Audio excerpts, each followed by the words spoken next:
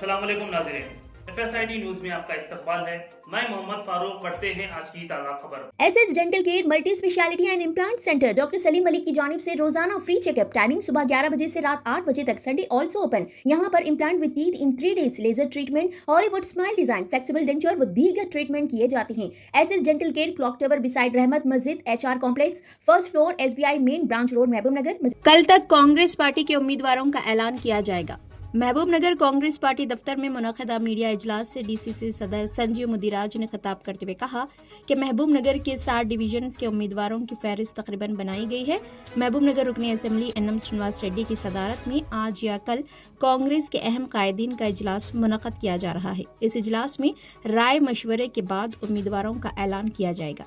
इस मौके पर मोना चेयरमैन लक्ष्मण यादव, कांग्रेस कायदीन जहीर अख्तर, चंद्र कुमार गौड़, CJ बनहर व दीगर भी मौजूद थे। ఇవాళ నాతో పాటు ప్రెస్ మీట్లో పాల్గొంటున్న మిత్రులు మూడా చైర్మన్ లక్ష్మణ్ యాదవ్ గారు, అదే సీనియర్ నాయకులు చంద్రకుమార్ గౌడ్ గారు, సీనియర్ నాయకులు నయీం గారు, INTCU ప్రెసిడెంట్ రాములు యాదవ్ గారు.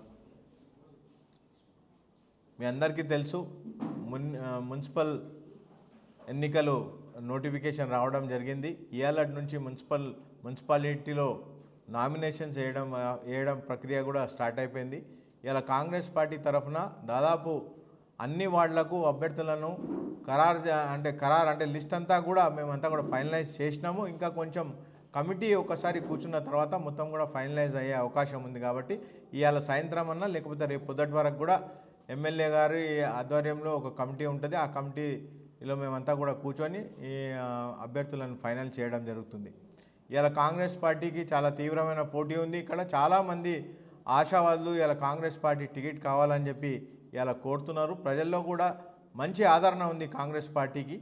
ఇలా మా లీడర్లతోటి, మా నాయకులతోటి ఒకటే విజ్ఞప్తి, ఇలా చాలామంది నాయకులు ఇలా ఫస్ట్ డే కాబట్టి చాలామంది నాయకులు ఇలా కొంచెం మంచి దినం ఉన్నందుకు ఇలా చాలామంది ఇలా నామినేషన్లు వేయడం జరుగుతుంది. ఇంకా అంటే వాళ్ళ క్యాండిడేచర్ ఇంకా ఫైనల్ కాకముందే ఇలా చాలామంది అభ్యర్థులు నామినేషన్ వేయడం జరుగుతుంది. ఎవరైతే ఆశావాదులు ఉన్నారో, కాంగ్రెస్ పార్టీ టికెట్ అప్లై చేసినారో వారందరితోటి ఒకటే విజ్ఞప్తి, మీరంతా కూడా ఇలా నామినేషన్ వేసినప్పుడు ఇండియన్ నేషనల్ కాంగ్రెస్ అభ్యర్థిగానే అప్లికేషన్ వేయాల్సిన అవసరం ఉంది. మీరు ఇండియన్ నేషనల్ మీ అభ్యర్థిత్వం మేమంతా కూడా ఫైనలైజ్ అంటే వాళ్ళు ఇండిపెండెంట్గా వేస్తే మాత్రం దాన్ని పరిగణలోకి తీసుకోం. కాబట్టి INC క్యాండిడేట్గానే మీరంతా కూడా ఇలా అప్లికేషన్ వేయాలి.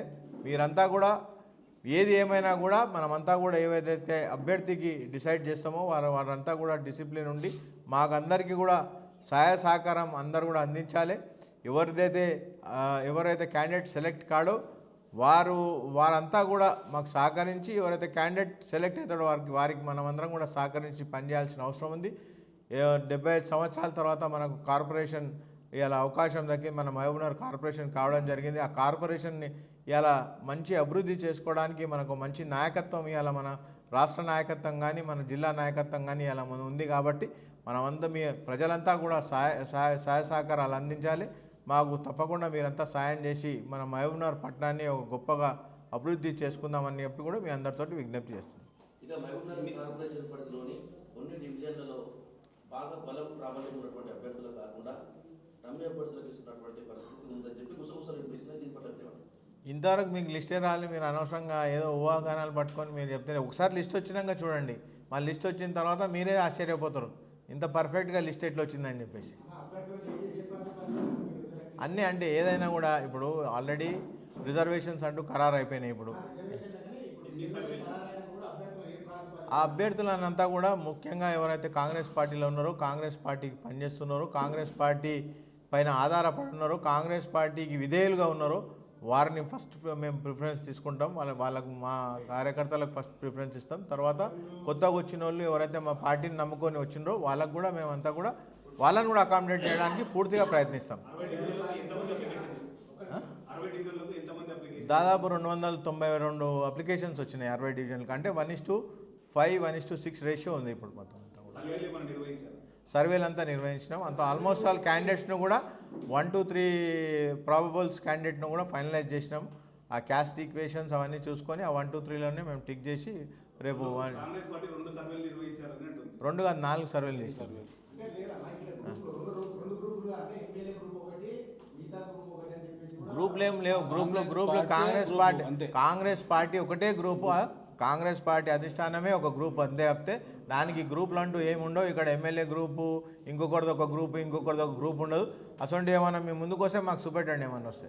టీఆర్ఎస్ నుంచి మైగ్రేట్ అయినటువంటి కౌన్సిలర్స్ ఎవరైతే ఉన్నారో మాజీ కౌన్సిలర్స్ వాళ్ళు ప్రామిస్ తీసుకొని ఇందులోకి వచ్చిన మాకు మళ్ళీ ఖచ్చితంగా క్షమిస్తారనేటటువంటి అంటే ఎక్కడైతే పాత వాళ్ళు పనిచేసిన 10 ఏళ్ళుగా అనేక నిర్బంధాలను వాళ్ళు తలొక్కకుండా పనిచేసినటువంటి వాళ్ళు మరి వాళ్ళకి ఎలా న్యాయం చేయరు?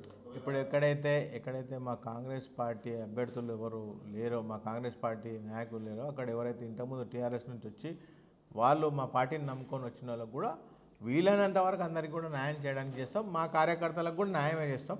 ఎవరికి కూడా మేము ఇప్పుడు ఇంకా లిస్ట్ అనౌన్స్ చేయలేదు. ఒక్కసారి లిస్ట్ వచ్చినాక మీరు ఏం ప్రశ్నలు అడితే ఆ ప్రశ్నలన్నింటికి కూడా నేను ఆన్సర్ చెప్తే ఒకసారి లిస్ట్ వచ్చినాక మ్యాక్సిమం మేము అందరినీ కూడా ఎవరిని కూడా నిరాశపరచకుండా ప్రతి ఒక్కరిని అకామిడేట్ చేయడానికి చూస్తున్నాం. అందరూ కూడా కాంగ్రెస్ పార్టీని నమ్ముకున్నారు కాబట్టి కాంగ్రెస్ పార్టీని నమ్ముకున్న వాళ్ళు ఎప్పుడు కూడా ఎవరు కూడా మోసపోరు కాబట్టి ప్రతి ఒక్కరికి న్యాయం జరుగుతుంది. ఎప్పటివరకు లిస్ట్ ఉంది? రేపు మధ్యాహ్నం వరకు మ్యాక్సిమం రేపు ఈవినింగ్ వరకు టోటల్ లిస్ట్ బయటకు వచ్చేస్తుంది. రెబల్స్ని ఎట్లా ఉపయోగిస్తారు? రెబల్స్ మ్యాక్సిమంగా రెబల్స్ ఎవరు లేరు. ప్రతి ఒక్కరు కూడా కాంగ్రెస్ పార్టీలో ఉన్న ప్రతి ఒక్క నాయకుడు ఎవరైతే ఇప్పుడు పోటీలో ఉన్నారో 5 నుంచి 6 మంది వాళ్ళకంతా కూడా ఒకటే. ఎవరికి ఇచ్చినా మేమంతా కలిసికట్టుగా చేస్తాం.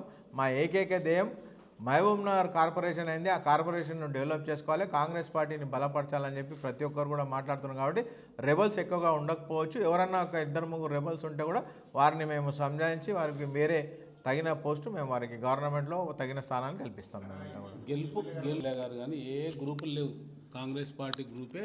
आप हमारा ये वीडियो YouTube पर देख रहे हैं तो सब्सक्राइब करना ना भूलें और बेल आइकन दबाएं। और अगर आप हमारा ये वीडियो Facebook पर देख रहे हैं तो पेज को लाइक करें और फॉलो करें।